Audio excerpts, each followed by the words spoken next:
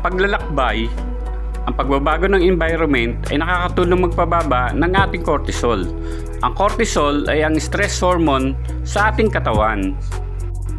Sa travel, kadalasang naglalakad, nag-e-explore o sumasali sa mga activities na mabuti sa ating puso at kalusugan.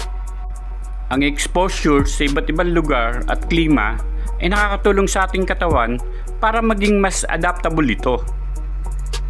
Nakikita mo ang iba't ibang kultura, tao at paraan ng pamumuhay na nagpapalawak ng ating pag-iisip. Nakaka-relax at nagbibigay ng bagong perspective ang paglalakbay. Ang pagharap sa mga bagong sitwasyon habang nagtatravel ay nagtuturo ng flexibility at problem-solving skill sa atin. Kaya kung gusto mong lumawak pa, mag-travel na.